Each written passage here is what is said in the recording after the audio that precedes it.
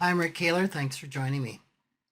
I recently asked an investor who had a history of making poor financial decisions if he'd send me a list of his sources for news that impacted his financial decisions.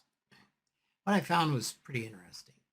They were all extreme in their political bent, with very low to mixed probability of being factual. In my opinion, there was little question why his investment decisions hadn't worked out too well.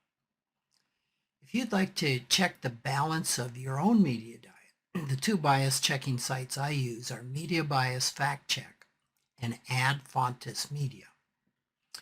Media Bias Fact Check ranks sources ideologically as extreme left, left center, least biased, right center, right, or extreme right. It rates factual accuracy as very high, biased, or sorry, mostly factual, mixed, low, or very low. The other source, Ad Fontes, gives a numerical ranking based on source reliability from a low of around 8, which would mean contains misleading information, to a high of 56, which is like all factual. Its scale for political bias ranges from minus 30, which would be extreme left, to positive 30, which would be extreme right. I've done my best for years to consume media that is close to center, which would be right center, least biased, and left center, and an Ad Fontes bias rating of plus or minus 5 or better, better being 0. And a factual ranking of very high, and mostly factual. And the Ad Fontes rating there, a factual rating, I'd like to be 40 or more. I also added some hard-leaning right and left sources to my diet, which would be Fox News and CNN. So here's a list of my daily news sources and how they're rated for political category, factual accuracy, starting with those that are least biased and most factual. The first one would be News Nation. That's a cable news program. It's fairly new. I think it started up 2 years ago. It's rated least biased and high factual by the media bias site. It has a +5 bias, meaning by Ad Fontes it's slightly right, and a reliability of 40. The Hill is ranked least biased, mostly factual, and has a -1 bias rating and reliability of 43, which is pretty in the middle.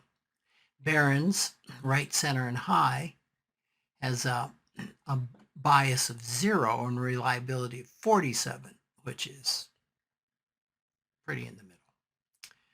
PBS NewsHour has a left center with a high factuality and a bias of -5 and a reliability of 48. So definitely left center. Wall Street Journal, right center, mostly factual, a bias of +5 and reliability of 45. So it's about the same as PBS NewsHour, only leaning slightly right. Axios, left center, high factuality, a bias of -4, a reliability of 44. Pretty much the same as the Wall Street Journal, only with a left of center bias. Fox Business, now this is their website. Right center, mostly factual. A bias of 6, +6, reliability of 43. So, definitely leaning right. Politico has a left center with a bias with a high factuality, a -7 bias, reliability 43. So very similar to Fox Business. Only leans left center. New York Times, left center, mixed factuality. I'm sorry. New York Times is left center with a high factual. The bias is -8, so leaning a little bit further left. Reliability of 43. CNN is solidly left with a mixed facts. The bias is -11 and the reliability is 38.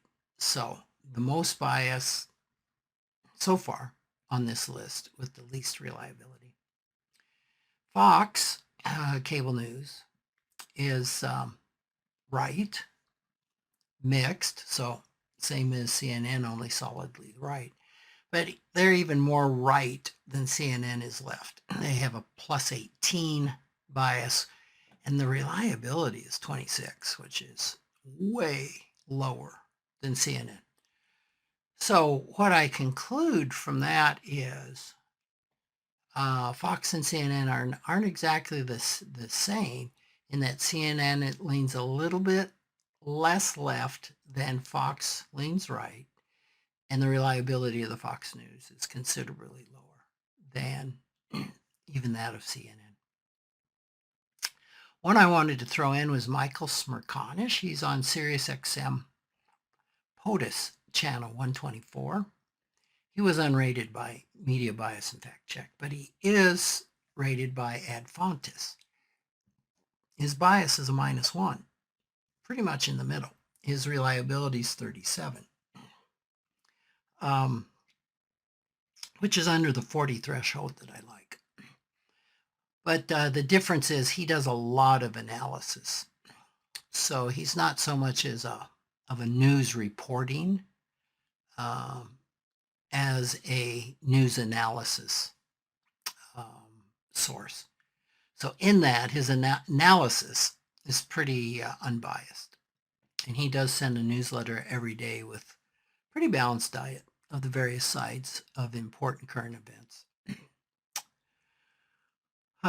So that's my list. I do read the London Times every day, but the London Times is unranked by either of these sources.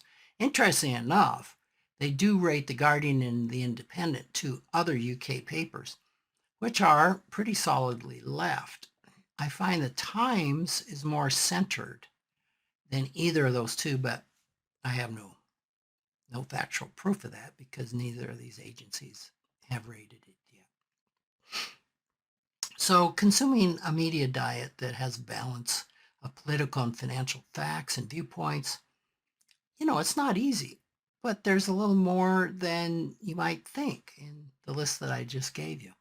I kind of think a balanced media diet is as critical to financial well-being as a balanced food diet is to our physical well-being.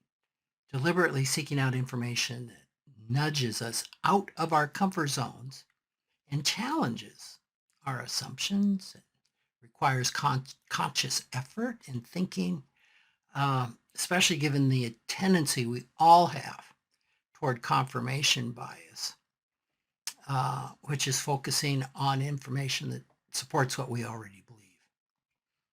So why does making that effort matter in terms of our financial lives?